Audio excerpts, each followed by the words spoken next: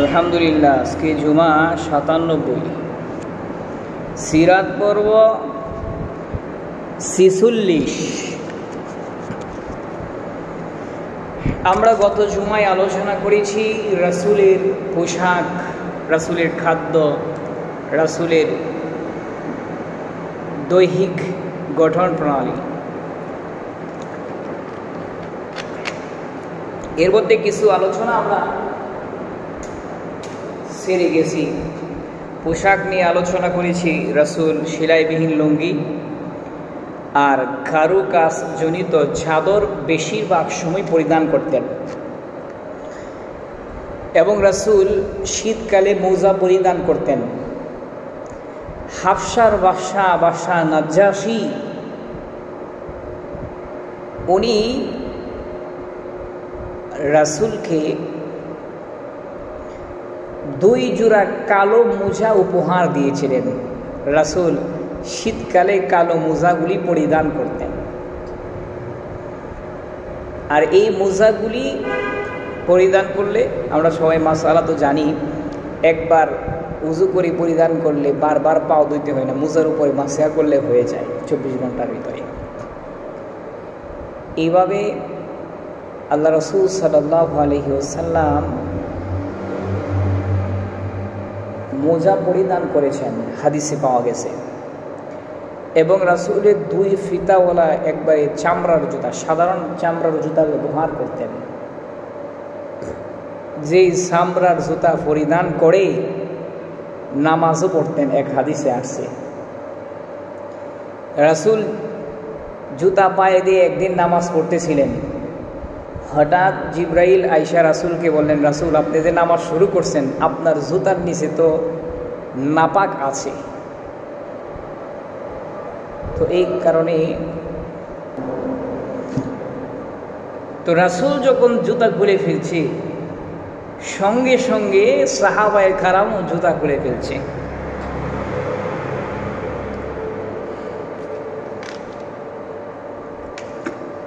রাসূল বললেন, তোমরা নামাজে জুতা খুলে ফেললে কেন? সাহাবীরা বলেন, আপনার দেখা দেখি আমরা নামাজে জুতা খুলে ফেলছি। তো রাসূল বলেন, আমার পায়ের নিচে তো জুতার নিচে নাপাক ছিল, এই জন্য আমি খুলে ফেলছি। তোমাদের পায়ের নিচে জুতো নাপাক নাই, তোমাদের খোলার প্রয়োজনও ছিল না। তো আল্লাহ রাসূল সাল্লাল্লাহু আলাইহি ওয়াসাল্লাম জুতা পরে নামাজ পরিধান করতেন। জানাজার নামাজের সময় আমরা একটা কাজ করি না, অনেক সময় জুতা আমরা সাইডে রেখে দিই। জুতা যদি কেউ মনে করি যে জুতা নিচে নাপাক নাই, তাহলে জুতা পরেও নামাজ পড়তে পারবো, এই হাদিস দ্বারা এটা প্রমাণিত।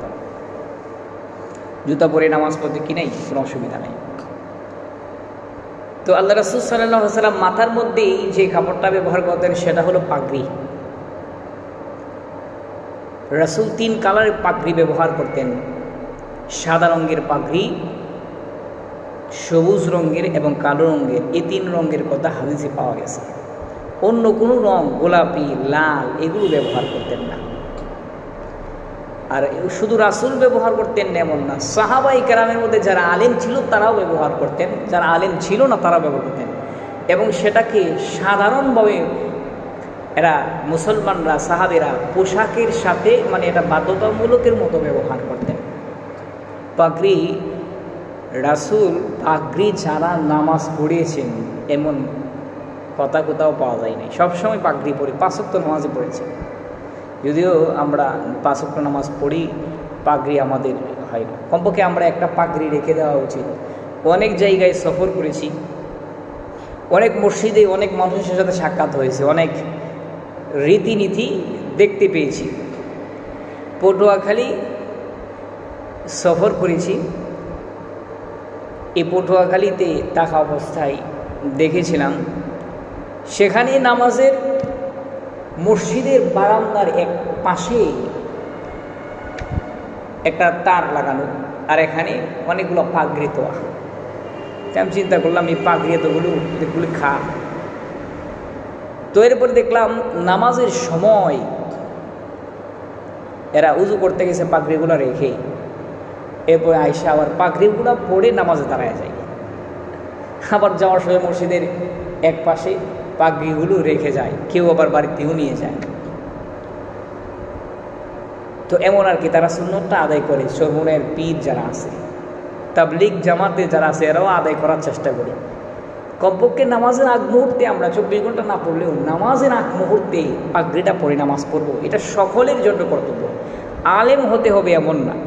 আলেমদেরকে যদিও এরা দাওরা শেষ করার পরে, হেফজ শেষ করার পরে, ইফতার শেষ করার পরে তাদেরকে পাগড়ি দেওয়া হয়। এই পাগড়ির মধ্যে লেখা, আমাকে যে হাঁটাজারিতে একটা পাগড়ি পেয়েছি সেটাকে লেখা দেখলাম ফজিলাতুল ইমামা, ফজিলতের পাগড়ি, সুন্নত হিসেবে দেওয়া হয়েছে পাগড়ির মধ্যেই লেখা। এই পাগড়ির মধ্যে লেখা এভাবে। সুতরাং এটা সাধারণ সুন্নত হিসেবে এই পাগড়িগুলো দেওয়া হয় যেন আমল করা হয়, আমলের জন্য দেওয়া হয়েছে। এটা এই জন্য না যে আলেম হিসেবেই দিতে হবে, সবাই ব্যবহার করতে পারবে পাগড়ি। এবং রাসূল আংটি ব্যবহার করতেন হাতের মধ্যে। আল্লাহ রাসূল সাল্লাল্লাহু আলাইহি সাল্লামের শুরুর জামানায়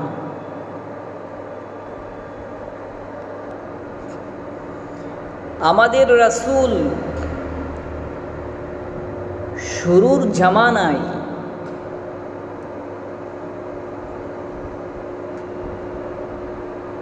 এটা ছিল। অনেকগুলো বিষয় ইসলামের প্রথম পর্যায়ে এটা জায়েজ ছিল, পরে এটা নিষেধ করা হয়েছে। রাসূল একটা আংটি বানাইছিলেন, স্বর্ণের আংটি। রাসূল যেহেতু আংটি পরলেন, সব সাহাবীরা একটা স্বর্ণের আংটি বানাইলেন রাসূলকে অনুসরণ করে, তারা পরলেন। কিছুদিন পর আল্লাহ নিষেধ করলেন, রাসূল আর আংটি পরতে পারবেন না। তো রাসূল এবার আংটি পরা বন্ধ করে দিয়েছে, স্বর্ণের আংটি আর ব্যবহার করা যাবে। রাসূল খুলে ফেলছে, সাহাবায়ে-কেরামও খুলে ফেলছে। এভাবে ইসলামের প্রথম পর্যায়ে অনেকগুলো জায়েজ ছিল, অনেক বিধান আছে। আমরা ইসলামের মদ আমরা জানি, ইসলামের প্রথম পর্যায়ে কী ছিল? জায়েজ ছিল, আস্তে আস্তে হারাম করা হয়েছে স্টেপ স্টেপে। গায়েবানা জানাজার, এটাও ইসলামের প্রথম যুগে ছিল। বাদশাহ নাজ্জাশী মারা গেছে, উনি রাসূলকে মহব্বত করতেন। তো ওই যে বললাম না, মোজা উপহার দিয়েছেন। তো রাসূল উনার মৃত্যুর সংবাদ শুনে ওই দেশে তো আর যাইতে পারবেন না, এজন্য শোনার সঙ্গে সঙ্গে গায়েবানা জানাজার পড়েছিলেন। 2 জন ব্যক্তির জানাজার পড়েছেন রাসূল, গায়েবানা জানাজার। এটা আছে হাদিসের মধ্যে, কিন্তু রাসূল পরে আর কোনো দিন পরে নাই, গায়েবানা জানাজার আর কোনো দিন পরে নাই। সুতরাং পড়া যাবে না। দিলওয়ার হোসেন নায়েক সাইদি মৃত্যুর পর অনেকে গায়েবানা জানাজার পড়ছে, আর কয় যে এটা তো হাদিসে আসে। হ্যাঁ, হাদিসে আসে, হাদিসে এই কথা থাকলেই আমল করা যাবে না। দেখতে হবে তো এটা কোন যুগের। ইসলামের শুরুর জামানা তো মদ খাওয়ার কথাও আছে, এই জন্য কি আপনি এখন মদ খাবেন নাকি? বিতর্কিত না করে, ইসলামের শুরুর জামানায় অনেক কিছু ছিল যেগুলো আস্তে আস্তে পরিবর্তন হয়েছে। ওই যে আহলে হাদিস হাত তুলি না নামাজের মধ্যে, এতটুক পর্যন্ত বুকে হাত বাঁধে। আবার একথাও আছে হাদিসের মধ্যে যে আল্লাহু আকবার বলে হাত ছেড়ে দিয়ে স্বাভাবিক অবস্থায় দাঁড়ায় থাকে। রুকুতে গিয়ে আমরা হাঁটুর মধ্যে হাত ধরি, কিন্তু এই কথাও হাদিসের মধ্যে আসছে, সহিহ হাদিস আবু দাউদের। কিছুদিন আগেও হাদিসটা পড়াইলাম যে 2 হাঁটুর মাঝখানে 2 হাতকে রেখে দেয় রুকুতে গিয়ে। হাঁটুর মাঝখানে 2 হাঁটুর মাঝখানে এভাবে হাত ছেড়ে দেয়। তাহলে কি বোঝা গেল?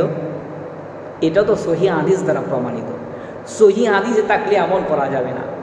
আমরা যে সিস্টেমে নামাজ পড়ি, ইমাম আবু হানিফার সবগুলো মাযহাবকে এই জন্যই উৎকৃষ্ট বলা হয়, সবগুলো আমলকে আমরা নিয়েছি রাসূলের শেষ জামানা থেকে, অর্থাৎ রাসূলের মৃত্যুর আগে যে আমলটা করেছেন সেটাকে আমরা চূড়ান্ত বলে ধরে নিয়েছি এবং চূড়ান্ত বলে আমরা এটাকে বিশ্বাস করেছি। কারণ আগের আমলগুলি পরিবর্তন হয়ে রাসূলের শেষ জীবনের শেষ আমলগুলি হলো চূড়ান্ত আমল, এরপরে আর কোনো পরিবর্তন হয় নাই। এই জন্য আমরা শেষ জামানার আমলগুলি করি। তো বলতেছিলাম আল্লাহ রাসূল সাল্লাল্লাহু আলাইহি ওয়াসাল্লাম স্বর্ণের আংটি খুলে ফেলেছেন, এরপর একটা রূপার আংটি বানান। এই রূপার আংটির মধ্যে তিনটা লাইন ছিল। প্রথম লাইনে মুহাম্মদ, দ্বিতীয় লাইনে রসুল, তৃতীয় লাইনে আল্লাহ। মুহাম্মদ রসুল আল্লাহ এভাবে লেখা ছিল। তো মুহাম্মদ রসুল্লাহ এই কথা লেখা ছিল, খোদাই করে লিখলেন।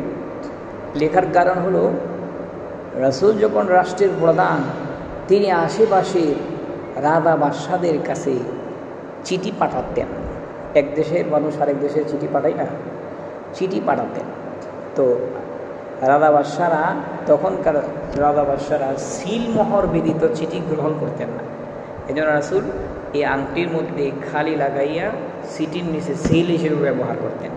তো রাসূলের দেখা দেখি সবাই যখন মুহাম্মদ রাসূলুল্লাহ এমন লেখা একটা আংটি বানাইতে চাইলেন, তো রাসূল নিষেধ করলেন, এমন আংটি তোমরা বানাইতে পারবা না, কারণ মুহাম্মদ রাসূলুল্লাহ তো আমি, তোমরা না, সুতরাং এটা নিষেধ করে দিলেন। তো সাহাবাই কারামকে বললেন তোমরা শুধু সাধারণ একটা রূপার আংটি ব্যবহার করতে পারো। সাহাবাই কারাম এবার একটা রূপার আংটি ব্যবহার করতেন। অনেক আলিম উলামাদেরকে দেখবেন হাতের মধ্যে রূপার আংটি। রূপার আংটি ব্যবহার করা সুন্নাহ, সুতরাং আমরা আংটি সুন্নাহ হিসেবে ব্যবহার করতে পারি। এ হলো রাসূলের পোশাকগুলো যেগুলো ছুটে গেছিল। এবং রাসূলের খাবারগুলোর মধ্যে একটা খাবার ছিল সারিদ। সেই খাবারটা রাসূলের সবচেয়ে প্রিয় ছিল। সেই খাবারটা কিভাবে তৈরি করা হয়, গোশতের ঝোলের মধ্যে রুটিগুলো টুকরা টুকরা করে ঝোল ভালো করে ঝোল লাগিয়ে এরপরে খাওয়া হয়, সেটাকে বলা হয় সারিদ। রাসূল বলেছেন খাবারের মধ্যে আমার সবচেয়ে প্রিয় খাবার হলো সারিদ। এবং আল্লাহ রাসূল সাল্লাল্লাহু আলাইহি ওয়াসাল্লাম ছাতু খেয়েছেন, এটাও হাদিস তার আছে। এক বিয়ের মধ্যে ছাতু আর খেজুর দিয়ে রাসূল ওলিমা করেছেন। তাহলে আমরা গত সপ্তাহে খাদ্য নিয়ে কিছু আলোচনা করেছি, আজকে দুইটা খাদ্য নিয়ে আলোচনা করলাম। এই হলো রাসূলের মোটামুটি খাদ্য পোশাক। তো আমরা আজকে আল্লাহ রাসূলের 10টা রাসূলের স্পেশাল 10টা গুণের কথা আলোচনা করব। রাসূলের ব্যক্তি জীবনের মধ্যে স্পেশাল 10টি গুণ ছিল। এর মধ্যে 1 নাম্বার হলো লাজুকতা। আল্লাহু আকবার। আমাদের রাসূল ছোট থেকেই অনেক লাজুক ছিলেন। জন্মের পর থেকেই বলা চলে। কেমনভাবে বোঝা গেল? হালিমা বলেন নবজাতক বাচ্চা সন্তান, এরা যখন খিদা লাগে দেখবেন চিৎকার করে, অথবা প্রস্রাব পায়খানার মধ্যে শুয়ে আছে তখন কি করে? চিৎকার করে। হালিমা বলেন আমার কাছে যে ছিল মুহাম্মদ, নবজাতক শিশু মুহাম্মদ, এই ছোট্ট বাচ্চা, সে কখনোই খিদার যন্ত্রণায় খাদে নাই। যখন খাইতে দিছি খাইছি, খাইতে দিই নাই কান্না করে নাই। কিন্তু তার সতর্কা আমি দেখে রাখতাম একটা কাপড় দিয়ে। এই শিশু মুহাম্মদে খেলতে খেলতে হাত পাও নাড়াইত। এই হাত পাও নাড়ানোর সময় যখন তার সতর থেকে কাপড়টা একটু সরে যাইত, এমনি চিৎকার শুরু করত। এরপরে আমি তাড়াতাড়ি আসতাম, সতরটা ঘুরে দিতাম, তার কান্না বন্ধ হয়ে যাইত। সুবহানাল্লাহ। আমাদের রাসূল ছোট থেকেই কেমন ছিলেন দেখেন। যুবক অবস্থায় রাসূল যখন নবুয়ত পাই নাই, নবুয়ত পাওয়ার কিছু বছর আগেই কাবা শরীফের আবার একটা সংস্কার হয়েছিল, নতুন করে নির্মাণ করা হয়েছিল। তো রাসূলও এই মহৎ কাজের মধ্যে অংশগ্রহণ করেছিলেন তার চাচা, তার চাচাতো ভাই এদের সঙ্গে। তো আল্লাহ রাসূল সাল্লাল্লাহু আলাইহি ওয়াসাল্লামের চাচা আব্বাস বলতেছেন, ভাতিজা তুমি যে এই খাবার কাজ করার জন্য পাথরগুলো কাঁধের মধ্যে বহন করে নিয়ে যাচ্ছ, এতে করে তো পাথরের খুনা খানা লেগে তোমার শরীর কেটে যাইতে পারে। এক কাজ করো, তুমি এই পাথরগুলা তোমার লুঙ্গিটা খোয়াও, খুলে এই লুঙ্গিটা এখানে রাখো, কাঁধের মধ্যে রেখে এর উপরে রাখো। মানে লুঙ্গির নিচে এর একটা ছোট্ট একটা জামা পরতেন, কাপড় পরতেন, সেটা আবার হাড়ুর উপরে ছিল। তা রাসূল নিষেধ করতেছে, না খোলার দরকার নাই, আমার কোনো কষ্ট হবে না। কিন্তু আব্বাস, রাসূলের চাচা আব্বাস জোর করে চাচ্ছিলেন রাসূলের লুঙ্গিটা খুলে রাসূলের খাদের মধ্যে দেওয়ার জন্য। যখন চাচ্ছেন নিষেধ করার পরেও রাসূল বেহুশ হয়ে মাটিতে পড়ে গেলেন। এ কথা কল্পনা করে যে আমার কাপড়টা আডোর উপরে উঠে যাবে। যখন ও হুশ ফিরে আসলো, রাসূল বলতে লাগলেন, কি হলো, আমার লুঙ্গিটা কি খোলা হয়েছে? না না, তোমার যে অবস্থা লুঙ্গি কীভাবে খোলা হবে, বেহুশ হয়ে গেছো, লুঙ্গি খোলা হয় না। তো রাসূল কেমন ছিলেন, বেহুশ হয়ে গেছে। এই কথা চিন্তা করে যে আমার হাঁটুর উপরে তখনও ছিল না কি তখনও তিনি রাসূল হয় নাই, নবী হয় নাই। এর আগ থেকেই কত লজ্জাশীল ছিল। এই জামানার ছেলেরা হাফ প্যান্ট পরে বাড়ি ঘরের মধ্যে চলাফেরা করে, মনে করে এটা ফ্যাশন। অথচ ফরজ বিধান লঙ্ঘন হচ্ছে, আল্লাহ এবং তার রাসূলের লানত তার উপরে পড়তেছে, বুঝতে পারে না। আরেক দল আছে একবারে লুঙ্গি প্যান্ট নিচে নামাইতে একবারে হাঁটুর গড়ার নিচে চলে যায়। রাসূল বারবার সতর্ক করেছেন। সাহাবীদেরকে একদিন উদ্দেশ্য করে বলেন, আল্লাহর হাবিব সাহাবীদেরকে বলেন, ও সাহাবীরা,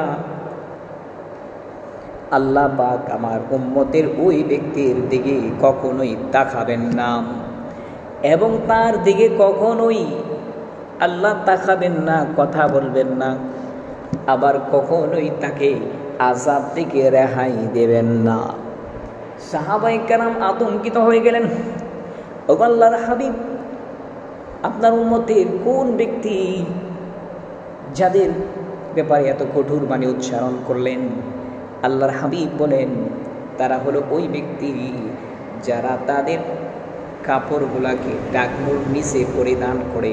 আল্লাহ তাদের সাথে কখনোই কথা বলবেন না, তাদের দিকে আল্লাহ তাকাবেন না, এবং আল্লাহ তাদেরকে আযাব থেকে রক্ষা করবেন না।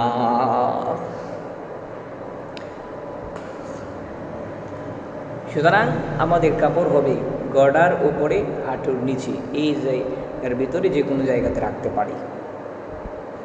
আল্লাহ আমাদের সকলকে তৌফিক দান করো, আমিন। এরপরে আসি, আল্লাহ রাসূল সাল্লাল্লাহু আলাইহি সাল্লামের লজ্জার বর্ণনা আমরা আলোচনা করতেছিলাম। আল্লাহ রাসূল সাল্লাল্লাহু আলাইহি সাল্লামের যে কয়টা বিবাহ করেছেন, এর মধ্যে একটা বিবাহ ছিল অত্যন্ত গুরুত্বপূর্ণ, সেটা হলো যায়নাব বিনতে জাহাশ। যে আলোচনাটা হাদিসের মধ্যে আসছে বুখারী শরীফের 4793 নম্বর হাদিস। আল্লাহর হাবিব রাহমাতুল লিল আলামিন যায়নাব বিনতে জাহাশকে যেদিন বিয়ে করেছিলেন, তার বিয়েটা দুনিয়ার মধ্যে হয় নাই। বিয়েটা আরশে আজিমে আল্লাহ ফেরেশতাদেরকে সাক্ষী রেখে রাসূলকে যায়নাবের সঙ্গে বিয়ে পড়িয়ে দেন। যেহেতু দুনিয়ার মধ্যে এই বিয়েটা সম্পূর্ণ হয় নাই, আরশের মালিক আরশে বিয়েটা পড়িয়ে দিয়েছেন। এই জন্য রাসূল অত্যন্ত খুশি ছিলেন। আল্লাহর রাসূল সাল্লাল্লাহু আলাইহি ওয়াসাল্লাম সমস্ত সাহাবীদেরকে দাওয়াত করলেন। রাসূলের খাদেম আনাস রাদিয়াল্লাহু তাআলা আনহু, আল্লাহর রাসূল বলে দিলেন, আনাস, তুমি আমার সব সাহাবীদেরকে দাওয়াত করো, আমি ওলিমা খাওয়াইতে চাই। আল্লাহর নবী দুইটা কি জবে করলেন?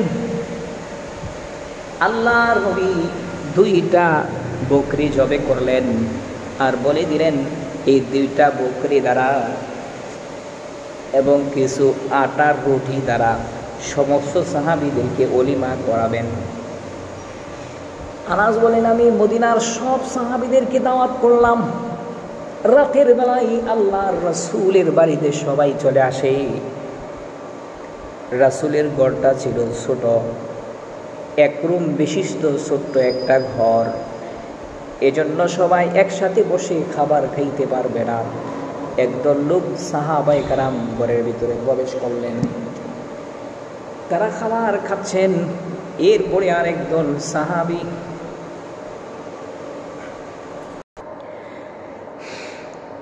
আনাস রাদিয়াল্লাহু তাআলা আনহু বলেন, একদল সাহাবী আল্লাহর রাসূলের ঘরে ঢুকলেন। খানা খেয়ে ওই সাহাবীরা বের হয়ে পড়েছেন।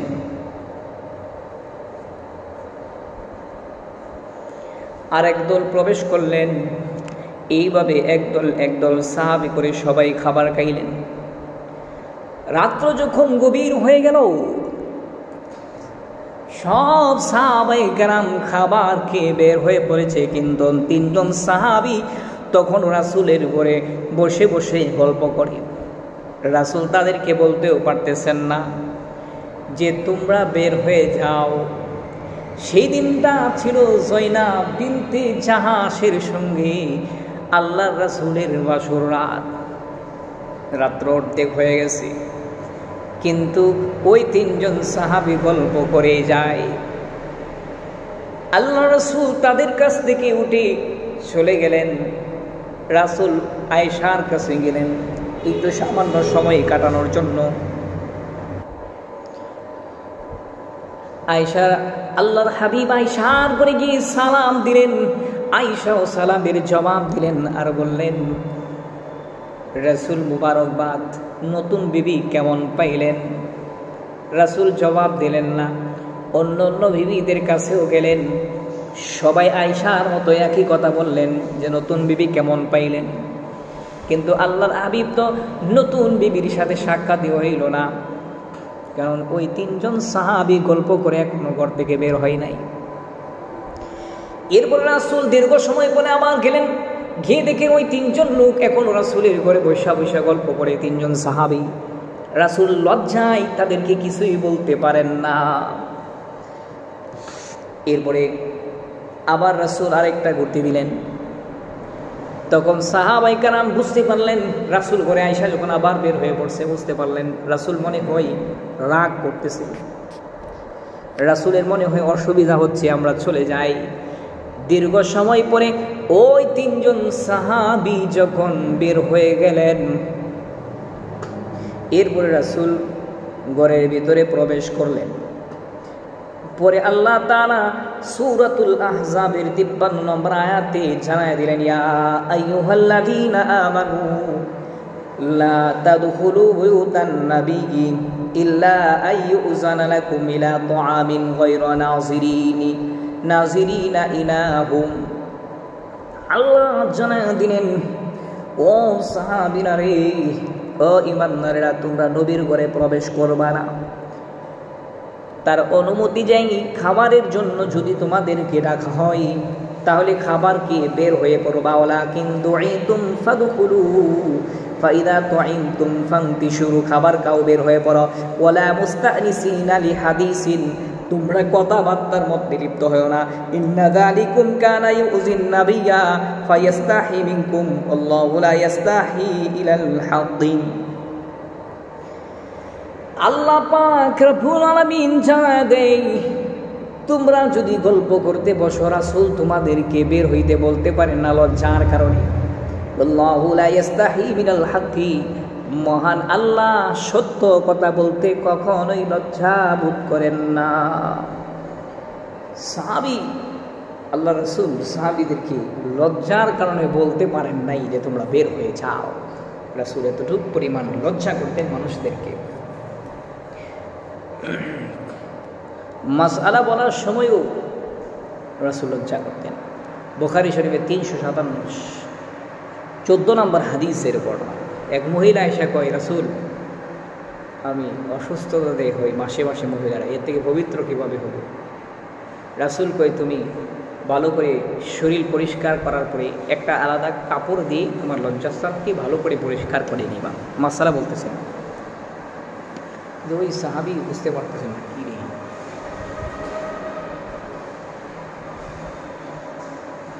ওই সাহাবী মহিলা সাহাবী বলতেছেন আমি বুঝি নাই। রাসূল আবার বললেন, এরপরে আবার বললেন বুঝি নাই। রাসূল লজ্জায় লাল হয়ে গেলেন আর বললেন, সুবহানাল্লাহ, কি আশ্চর্য, কেন তুমি বুঝতেছো না?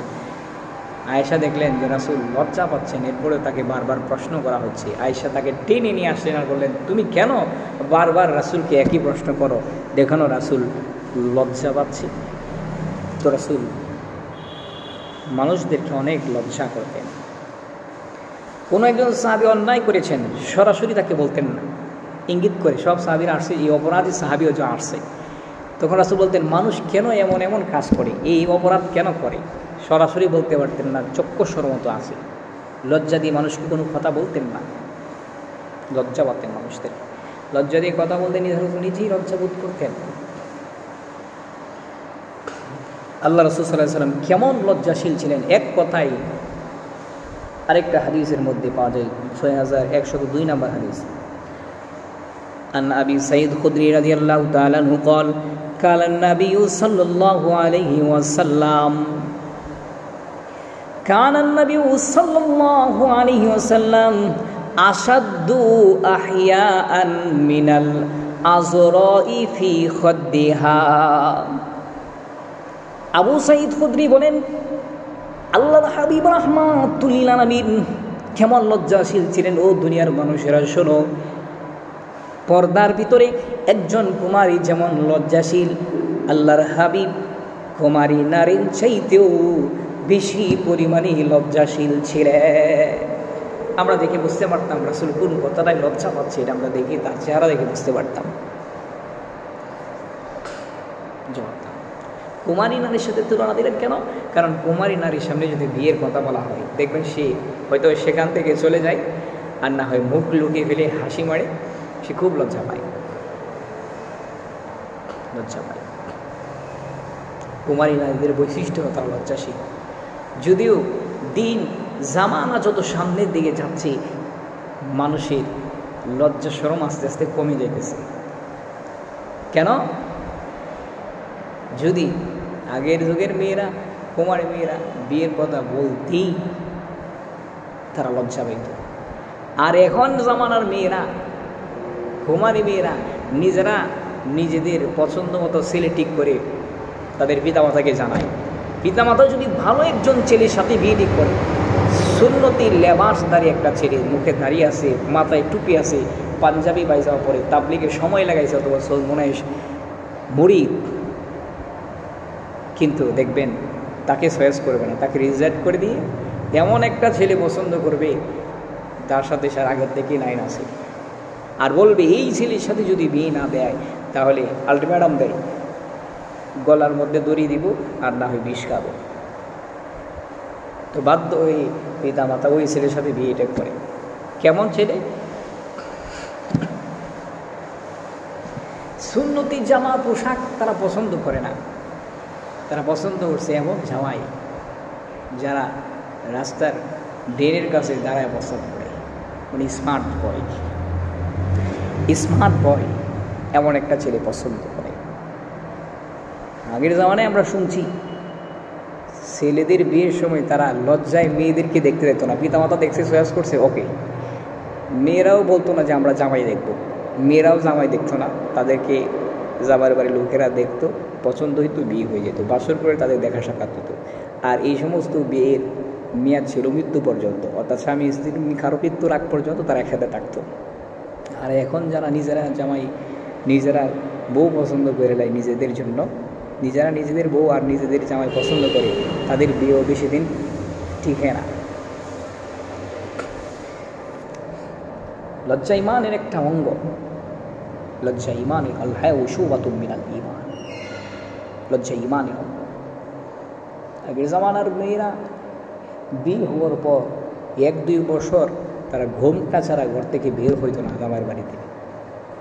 আর এই জামানার মেয়েরা, ছেলেরা বিয়ে করার পর মেয়েদেরকে সাজাইয়া গুছাইয়া মোটর সাইকেলের পিছনে উঠাইয়া একটা এলাকাটা ঘুরতে দেয়, এলাকাটা একটা ঘুরতে দেয় যে সে বিয়ে করছে, এলাকাবাসীকে দেখাইতে হবে না।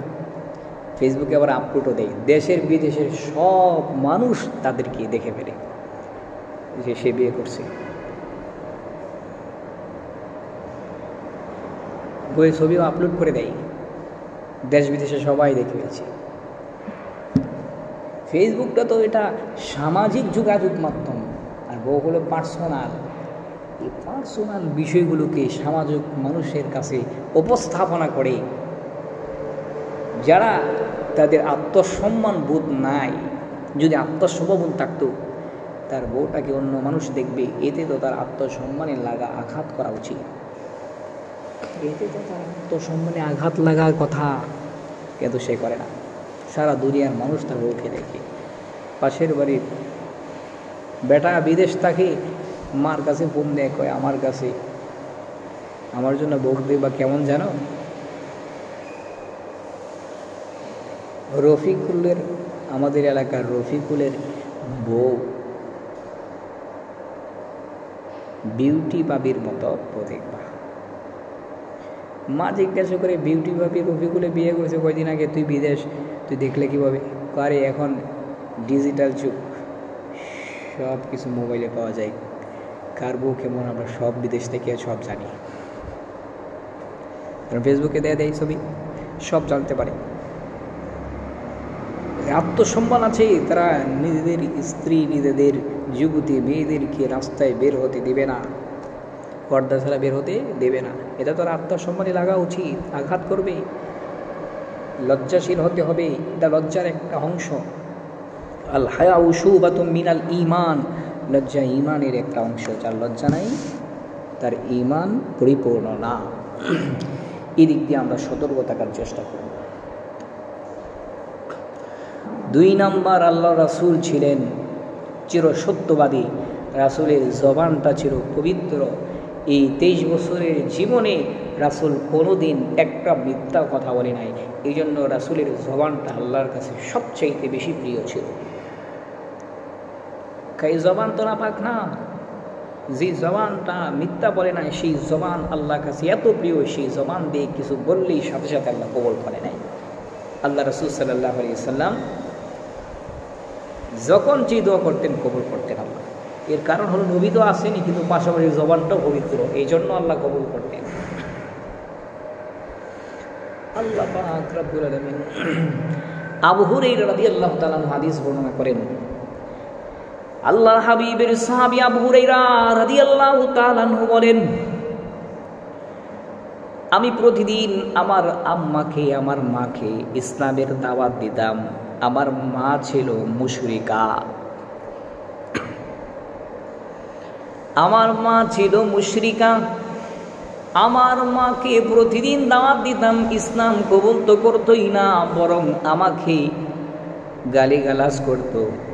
একদিন আমি তাকে দাওয়াত দিলাম, সে আমাকেও গালি দিল, সঙ্গে আজকে আবার রাসূলকেও গালি দিল। এরপরে আবু হুরায়রা আল্লাহর হাবিবের দরবারে গিয়ে কাঁদতেছিলেন। আল্লাহর রাসূল তাকে কান্নার কারণ জিজ্ঞাসা করে, কয় রাসূল গো, আমার মাকে ইসলামের দাওয়াত দেই, কবুল করে না, আমার কোনো কষ্ট নাই, আমাকে গালি দেয় আপত্তি নাই, কিন্তু আজকে সঙ্গে আপনাকেও গালি দিয়েছি, বিষয়টা মানতে পারি নাই। আল্লাহর হাবিব বলেন, ধৈর্য ধারণ করো। রাসূল, আবু হুরায়রা কয়, রাসূল আর ধৈর্য ধরতে পারবো না, এক কাজ করেন, আপনি আমার মার জন্য দোয়া করে দেন। এরপরে আল্লাহর রাসূল আবু হুরায়রার মার জন্য দোয়া শুরু করে দিলেন। আল্লাহুম্মা হদি আবু হুরায়রা, আল্লাহুম্মা হদি উম্মি আবি হুরায়রা, আল্লাহুম্মা হদি উম্মা আবু হুরায়রা। আল্লাহ আপনি আবু হুরায়রার মাকে হেদায়েত দান করেন। আবু হুরায়রা কয়, রাসূল যখন দোয়া করলেন সঙ্গে সঙ্গে আমি বাড়ির দিকে রওনা। এই কথা দেখার জন্য, এই জিনিসটা দেখার জন্য যে আমি বাড়িতে আগে পৌঁছি নাকি আমার রাসূলের দোয়াটা আমার বাড়িতে আগে পৌঁছায় যায়। আবু হুরায়রা কয়, আমি বাড়ির সামনে গেলাম, ঘরের দরজার মধ্যে নক করলাম। নক করার সঙ্গে সঙ্গে ভিতর থেকে আওয়াজ আসলো, আবু হুরায়রা আসছো নাকি? আবু হুরায়রা একটু দাঁড়াও, তোমার জন্য দরজা খুলে দেই। আবু হুরায়রা কয়, কাজ হয়ে গেছে। অন্যদিন দরজার মধ্যে টুকা দিলে কই, ও আবু হুরায়রা, মুহাম্মদের দরবার থেকে আসলে নাকি? আগে বল, মুহাম্মদের দরবার ছাড়বি কিনা? যদি স্যার মুহাম্মদের দরবার ছেড়ে দেস তাহলে তোর জন্য দরজা খুলে দিব, আর না হয় দরজা খুলবো না, সারা রাত বাইরে দাঁড়িয়ে থাক। কিন্তু আজকে অন্যরকম একটা আওয়াজ শোনা যায়। আমার ভিতরে শোনা যায় গোসলখানার মধ্যে আম্মা গোসল করছে। আবু হুরায়রা কয়, আমার মা গোসল শেষ করে কাপড় পরিবর্তন করে ওড়নাটা মাথায় দিয়ে আমার সামনে এসে দাঁড়ায় বলে, আবু হুরায়রা কোথায় গেছিলি রে বাবা? তুই যাওয়ার পরে আমার অন্তরে একটা অশান্তি শুরু হয়ে গেছে। আমার মনে হয় এটাই কারণে যে আমি মুহাম্মদকে গালি দিয়েছি। ওরে বাবা, এই জন্য আমি সিদ্ধান্ত নিয়েছি, আমি সাক্ষ্য দিচ্ছি, আমি সিদ্ধান্ত নিয়েছি, আমি এই মুহূর্তে সাক্ষ্য দিতেছি, আশহাদু আল্লা ইলাহা ইল্লাল্লাহু ওয়া আশহাদু আন্না মুহাম্মাদুর রাসূলুল্লাহ। লা ইলাহা ইল্লাল্লাহু মুহাম্মাদুর রাসূলুল্লাহ। আমি সাক্ষ্য দিলাম আল্লাহকে এক মাবুদ হিসেবে এবং মুহাম্মদকে তার রাসূল হিসেবে আমি মেনে নিলাম। আবু হুরায়রা রাদিয়াল্লাহু তাআলা আনহু বলেন, এই কথা শোনার সঙ্গে সঙ্গে আমি দৌড়ায় রাসূলের কাছে বললাম, আর গিয়ে বললাম, রাসূল গো, আপনার দোয়া কবুল হয়ে গেছে, আমার মাকে মহান আল্লাহ হেদায়েত দিয়ে দিয়েছে। আবু হুরায়রা রাসূলকে দিয়ে দোয়া করিলে দেখা যায় দোয়া কবুল হয়।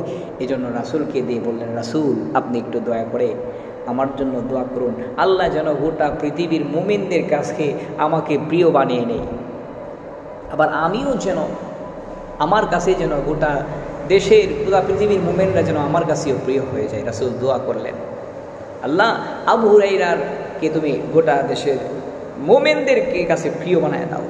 আবু হুরায়রা, আমি রাসূলের দরবারে পড়ে থাকি, হাদিস মুখস্থ করি, কিন্তু মনে থাকে না।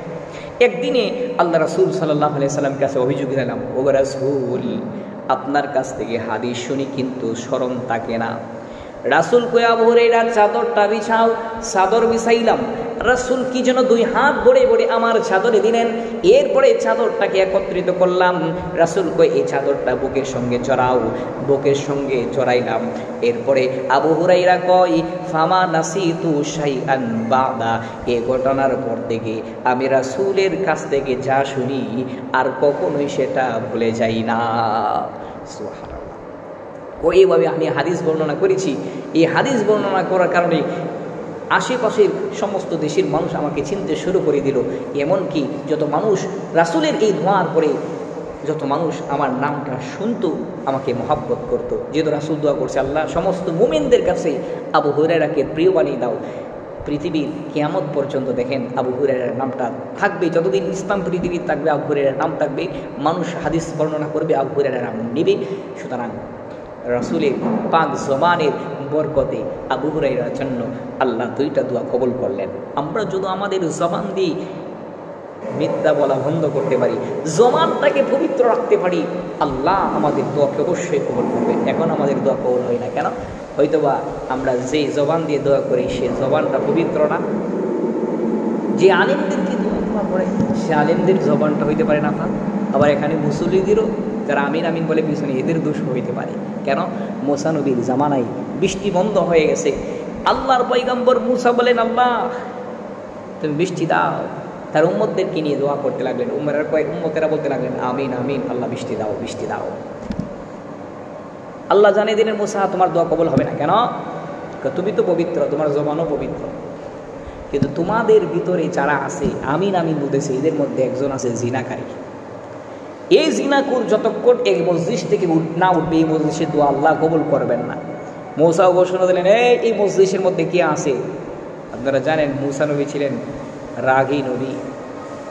এখন বললেন, কে আছে জিনাকুর, উঠে যাও, তার জন্য দোয়া কবুল হচ্ছে না, বৃষ্টি আল্লাহ দিবেন না। সেই জিনাকুর চিন্তা করে, এখন সবার সামনে যদি আমি উঠে যাই সবাই তো আমার চিনে ফেলবে, এই জন্য ভয়ে উঠতে হচ্ছে না। কারণ এই জিনাকুর জানতে পারলে মূসা নবী যে শাস্তি দিবেন, এই জন্য ভয়ে ভয়ে আল্লাহর কাছে তওবা করলেন। আল্লাহ বৃষ্টি দিয়ে দিলেন। মূসা বললেন, আল্লাহ তুমি তো বললা বৃষ্টি দিবা না, এখন আবার বৃষ্টি দিয়ে না, তো বৃষ্টি দিলাম, সে তো তওবা করেছে। এই ঘটনাটা কি বোঝা যায়? যারা আমিন আমিন বলেন এদের মধ্যেও যদি মারাত্মক ধরনের কবিরা গুণাকারী থাকে, তাদের কারণে দোয়া কবুল হয় না। আর না হয় ইমাম সাহেবের দোষ, সাহেবের জবান পবিত্র না, এই জবান দিয়ে মিথ্যা বলা বলে, দুইজনের যে কোনো একজনের দোষ হবে। মিথ্যা এটা মুনাফিকের আলামত। মুনাফিকের তিনটা আলামত, আয়াতুল মুনাফিকি সালাসুন, তিনটা আলামত। ইদা হাদ্দাসা কাযাবা, যখন কথা বলে মিথ্যা বলে। ও ইজা তুমিনা, ওয়াইজা ওয়াদা আখলাফা, ওয়াদা করলে ওয়াদা ভঙ্গ করে, ওয়াইদা তুবিনা খানা, যখন আমানত রাখা হয় খেয়ানত করে। তাহলে একটা আলামত পাওয়া গেছে মুনাফিক। আর যারা আমরা রাসূলের 3 নম্বর রাসূলের গুণ হলো রাসূল ছিলেন আমানতদার। রাসূল কেমন আমানতদার ছিলেন আমরা সবাই জানি। কাফেররাও নিরাপদে রাসূলের বিরোধিতা করলেও মক্কাতে যত বছর ছিলেন রাসূলকে হত্যার ষড়যন্ত্র যারা করেছে তাদের আমানতের মাল রাসূলের কাছে ছিল এবং নিরাপদেই ছিল। রাসূল সেটাগুলি ফিরিয়ে দিয়েছেন। আর আমরা হলে কী করতাম? আমাদেরকে যারা মারতে আসতো তাদের সম্পদ থাকলে সবগুলো আমরা আটকে ফেলতাম। কিন্তু রাসূল এমনটা কখনোই করেন নাই। রাসূল ছিলেন শ্রেষ্ঠ আমানতদার। আমানতদারির মডেল রাসূলের ভিতরে ছিল। সুতরাং রাসূলকে এই 2টা গুণ, এই 3টা গুণ যাদের মধ্যে থাকবে না তারা মুনাফিকের। মুনাফিক হলো মুসলমানদের মধ্যে। আমরা জানি ভারতে হিন্দু, এটা হলো হিন্দু দেশ, এদের মধ্যে বেশিরভাগ হিন্দু। আমেরিকা খ্রিস্টান দেশ, ইসরায়েল ইহুদি দেশ, আর আমাদের দেশ হলো মুসলমান দেশ। আমাদের এই দেশের ভিতরেই যারা আছে মুসলমান, নামাজ পড়ে, রোজা রাখে, হজ করে, যাকাত দেয়, এদের ভিতরে মুনাফিক আছে, ঠিক না? মিথ্যা বলি মুনাফিক। যারা মিথ্যা বলে এদেরকে আপনি মুনাফিক বলতে পারবেন? যারা ওয়াদা ভঙ্গ করে তাদেরকে মুনাফিক বলতে পারবেন? যারা আমানতের খেয়ানত করে তাদেরকেও মুনাফিক বলতে পারবেন? মুনাফিকের জীবন আমরা চাই না। আমরা রাসূলের মতো আমানতদার এবং রাসূলের মতো আমরা চিরসত্যবাদী হতে চাই। সত্য মানুষকে মুক্তি দেয় আর মিথ্যা মানুষকে ধ্বংস করে, হাদিসের মধ্যে আছে। এজন্য আমরা সবাই এই গুণগুলো কয়েকটা গুণ, 10টা গুণ আলোচনা করতাম, কিন্তু 3টা গুণ আলোচনা করেছি। বাকি গুণগুলো আমরা আগামী সময় আলোচনা করবো। আল্লাহ আমাদের সকলকে তৌফিক দান করুন।